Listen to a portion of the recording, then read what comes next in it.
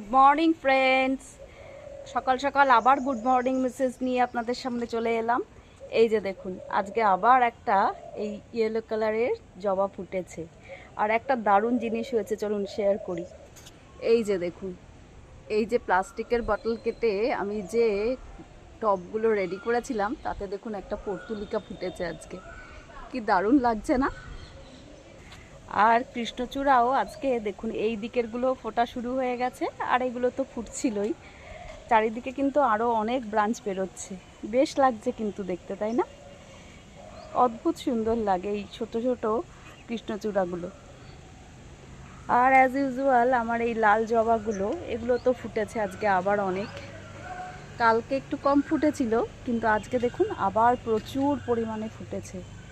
Local জবা, কিন্তু এত সুন্দর লাগে এই ফুলগুলো।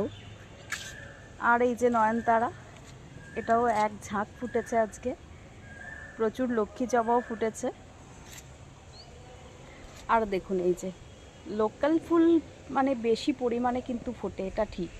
ব্যাঙ্গালোর ভ্যারাইটি বলুন আর অস্ট্রেলিয়ান জবাই বলুন, ওগুলো দেখতে হয়তো একটা ফুল ফুটলে ভালো লাগে ঠিকই, কিন্তু পরিমাণে প্রচুর কম হয়, যেটা আমি লক্ষ্য করে দেখছি। আর দেখি চলুন কি ফুল।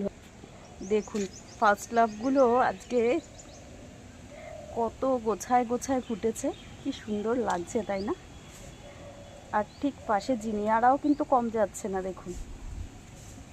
আর আজকে প্রচুর পর্তুলিকা ফুটেছে, প্রচুর। দেখুন সব ধরনের পর্তুলিকাই আজকে প্রায় ফুটেছে। এদিকে দেখুন এই কালারগুলোও বেশ লাগছে কিন্তু দেখতে। আর সত্যি কথা বলতে, নানা ধরনের ফুল এক জায়গায় রাখলে দেখতেও কিন্তু বেশ লাগে। কোনোটা লাল, কোনোটা হলুদ, কোনোটা সাদা, বেশ লাগে, তাই না? তো আজকের মতো এইটুকুই। যদি আমার ভিডিওটা আপনাদের ভালো লেগে থাকে, তাহলে অনেক অনেক ভালোবাসা দিয়ে আমার পাশে থাকবেন। আর হ্যাঁ, চ্যানেলটা সাবস্ক্রাইব করতে ভুলবেন না কিন্তু। টাটা।